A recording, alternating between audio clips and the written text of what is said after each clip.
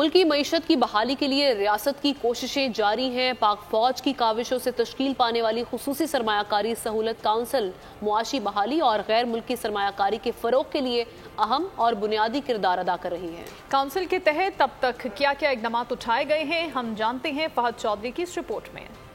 ملکی معیشت کی بحالی اور غیر ملکی سرمایہ کاری کے فروغ کا مشن خصوصی سرمایہ کاری سہولت کونسل کا معاشی بحالی اور سرمایہ کاری کے فروغ میں اہم کردار۔ کونسل رواں برس 19 جون کو قائم ہوئی۔ کونسل نے زراعت، انفارمیشن ٹیکنالوجی، معدنیات اور توانائی کے شعبوں میں $25 ارب تک سرمایہ کاری کے لیے خصوصی منصوبوں کی نشاندہی کی۔ کونسل کے زیر اہتمام 3 سیمینار ہوئے جن میں غیر ملکی سرمایہ کاروں اور کمپنیوں نے بے پناہ دلچسپی ظاہر کی۔ کونسل کی کاوشوں سے land information management system, model agriculture farm اور national science and technology park کے 3 بڑے منصوبے شروع کیے گئے ہیں۔ کونسل کے تحت کئی ملکوں کے سفیروں کو بریفنگ کے علاوہ بیرون ملک مشنز کے سربراہان، ٹریڈ اور انویسٹمنٹ افسران کے لیے خصوصی ویبینارز بھی منعقد ہو چکے ہیں۔ کونسل کی دعوت پر کئی عالمی وفود پاکستان کا دورہ کر چکے ہیں۔ حال ہی میں دبئی میں پاکستان انویسٹمنٹ روڈ شو میں 30 پاکستانی کمپنیز نے مجوزہ منصوبوں کی تفصیلات پیش کی۔ SIFC کے تحت جلد فیصلہ سازی اور فیصلوں پر عمل درآمد کے لیے ایپیکس ایگزیکٹو اور عمل درآمد کمیٹیاں بھی تشکیل دی گئیں۔ وزیر اعظم کی سربراہی میں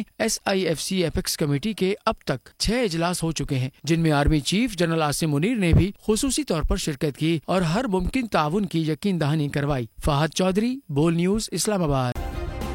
سبسکرائب کریں اور بیل دبائیں تاکہ کوئی خبر رہ نہ جائے۔